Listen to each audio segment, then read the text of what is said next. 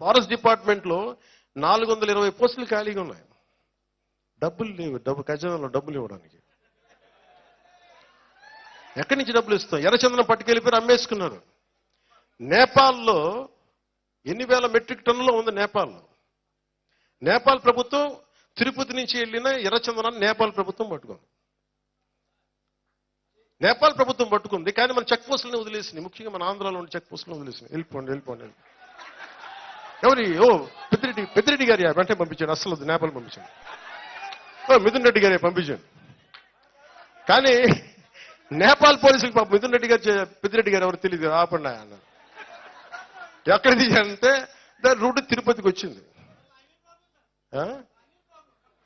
Language problem వాళ్ళకే ఉంది. వాళ్ళకి ఎర్రచందనం ఒకటే లాంగ్వేజ్ కదా. ఈ ఎర్రచందనం కాహాయ్ అంటాడు, అది పట్టుకుంటాడు, తీసుకెళ్తాడు. పట్టుకుని ఇప్పుడు ఆ ఫైల్ నా దగ్గరికి వచ్చింది. దాన్ని ఏమంటారు, ఎర్రచందనాన్ని ఇక్కడ తీసుకురావాలి, ఏం చేయాలంటే దానికి ఏదో పెట్టి దాని గురించి కింద మీద పడుతున్నాం, తీసుకురావడానికి ఒక ప్రయత్నం చేస్తున్నాం. ఇవన్నీ మీరు చూడండి, ఇప్పుడు దాకా తెలియదు కదా మీకు.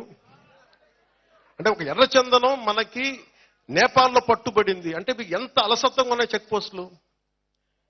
మీరు అక్కడి నుంచి తీసుకొచ్చి ప్రతి చోట పోలీస్ చెక్ పోస్టులు ఉంటాయి.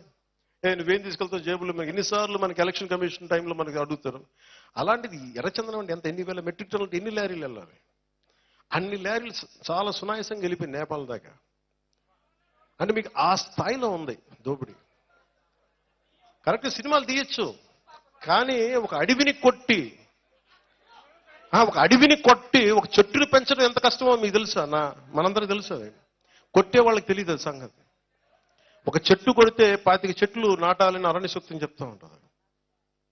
ఆ చదువులు చదివితే కదా. ఆ కొట్టేసుకుందాం, పెంచేసుకుందాం, అమ్మేసుకుందాం, ఏం చేసుకుంటారు? ఎక్కడ తింటారు డబ్బులు? పేపర్లు తినాలి అన్నం బదులు. మీరు ఇవన్నీ అర్థం అంటే ఎందుకు చెప్తా అంటే ఇవన్నీ మీరందరూ ఇంత లోతుగా చూస్తున్నాం.